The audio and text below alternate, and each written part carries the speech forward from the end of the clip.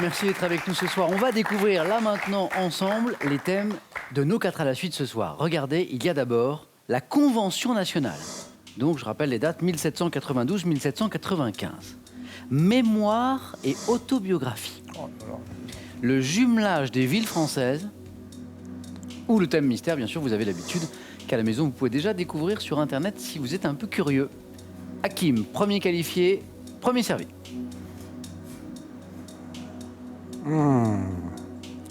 C'est difficile. Hein. Prenez votre temps parce que c'est très important.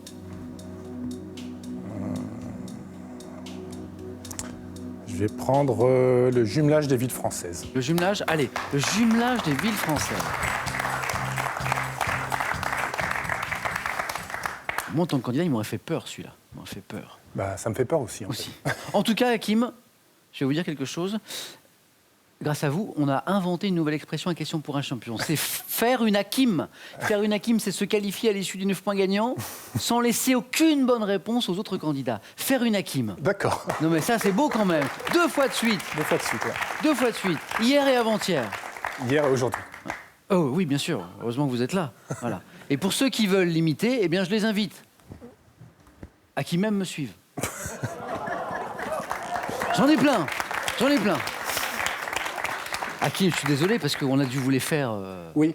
La dernière fois, c'était en maternelle, je crois. Vous m'en donnerez d'autres, hein, parce que je suis sûr que vous en avez plus que moi. Hakim, plus sérieusement, donc je rappelle 2 très beaux titres déjà, double champion, sur la route d'une éventuelle 3e victoire avec ce thème, le jumelage des villes françaises. Hakim, on y va? Ah, on y va. Jumelage, ville française, attention. Top. Dans les années 50, avec quelle grande ville italienne la municipalité de Paris a-t-elle signé Rome.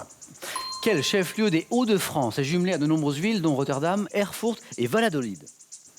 Hauts-de-France. Lille. Quelle ville américaine capitale du Colorado est officiellement jumelée avec la ville de Brest depuis Denver. 1970? Quelle ville de Saône-et-Loire s'est associée depuis 1972 avec son homonyme américaine située dans l'état de Géorgie? Mâcon. Mais non! Aussi. J'aime bien la géo. Alors moi, je le trouvais tellement difficile, ce thème, le jumelage des villes françaises. Je me demandais où est-ce qu'on nous emmène, à 4 à la suite. Et vous me dites, vous aimez bien la géographie? Ah, j'adore la géo. Je veux bien vous croire, Clairement. je veux bien vous croire, Hakim. Je reviens quand même, parce que vous avez répondu très vite. Donc cette grande ville italienne avec laquelle la municipalité de Paris a signé un contrat de jumelage exclusif, c'était bien, oui. Oui, d'ailleurs, Rome. il y a un adage qui dit « Seul Paris mérite Rome et seul Rome mérite Ah. Paris ». C'est de là que ça vient, en fait. Qui vient de ce jumelage. Ce chef-lieu des Hauts-de-France jumelait de nombreuses villes, dont Rotterdam et Valladolid, et c'était bien Lille. Cette ville américaine, capitale du Colorado, là vous avez trouvé tout de suite Denver, officiellement jumelée avec la ville de Brest depuis 1970. Brest, Julien, c'est votre ville, hein, si je ne m'abuse. Et cette ville de Saône-et-Loire s'est associée depuis 1972 avec son homonyme américaine. Donc il y a un Mâcon en France et il y a un Macon, Certainement, ouais. sans l'accent circonflexe, dans l'état de Géorgie, aux États-Unis. Hakim, que dire? Sinon, un grand, je ne vais pas faire de jeu de mots, je vais juste dire bravo. Merci. Ça, c'est beau. Bien joué. Merci. Bravo. 2 victoires donc déjà pour Hakim et un 4 à la suite, magnifique à l'instant. Julien, à vous de choisir, soit la Convention nationale, mémoires et autobiographies, ou ce qui se cache derrière ce thème mystère. Alors je vais partir sur mémoire et autobiographie. Allons-y, Julien.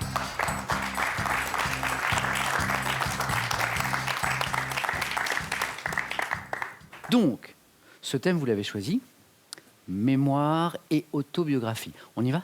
On y va. Écoutez bien chaque mot de la question qui, parfois, est l'indice essentiel. Top. Quel écrivain et philosophe brosse dans ses Confessions le tableau de sa vie de sa Rousseau. naissance jusqu'en En 2012, dans l'ouvrage Joseph Anton, quel écrivain britannique d'origine indienne nous fait le récit de sa vie dans la clandestinité? Je ne sais pas.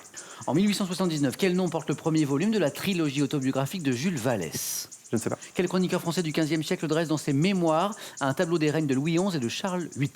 Je ne sais pas. 2006, quel chanteur interprète de Ouvrez la cage aux oiseaux évoque son enfance dans le livre Le Café du Pont? Ouvrez, non? Quel ouvrage de Simone de Beauvoir, paru en 1958, raconte ses souvenirs d'enfance et la première partie de son autobiographie? En 2010, dans l'autobiographie intitulée Live, quel guitariste raconte sa vie passée au sein des Rolling Stones?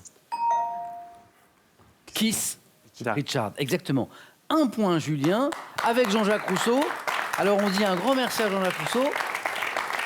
Restez avec moi, Julien, on va revenir sur ces questions. Je pense que certaines, en fait, vous les aviez, puis ça n'a pas voulu revenir. Cet écrivain britannique d'origine indienne, si vous n'en connaissez qu'un. Salman Rushdie. Oui, Salman Rushdie.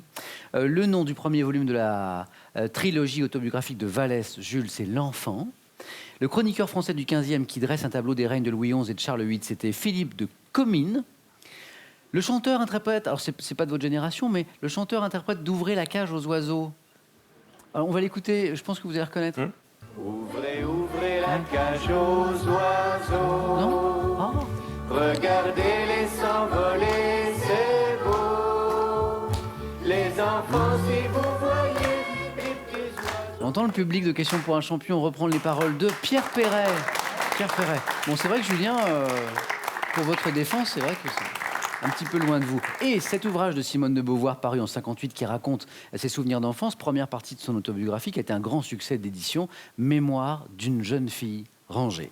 1 point, tout va dépendre maintenant, Julien, du score de Bernard.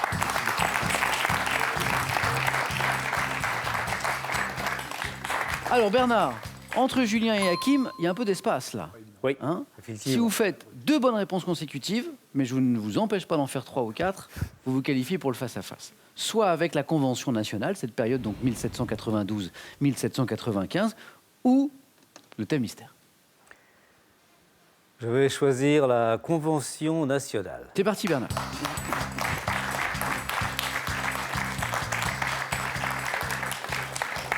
Allez, au moins une bonne réponse. Oui. Et si vous en faites 2 d'affilée, le face-à-face est pour vous. Bernard, prêt ? Prêt. Top, le 14 juillet 1795, quel chant est officiellement devenu l'hymne national de la France ? Marseillaise. Pendant la Convention nationale, quel journaliste et homme politique attaqua les hébertistes dans son journal Le Vieux Cordelier ? Passe.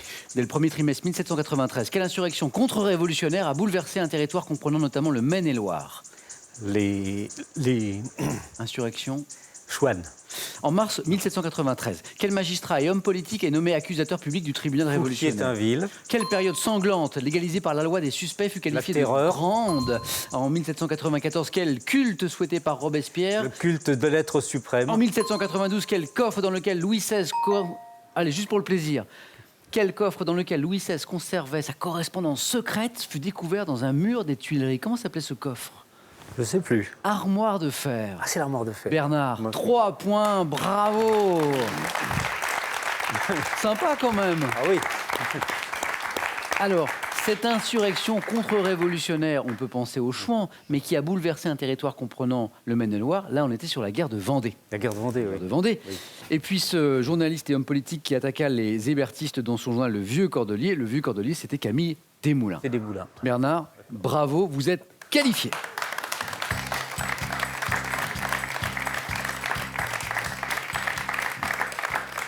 Julien, il vous a pas réussi ce thème-là sur les mémoires et l'autobiographie.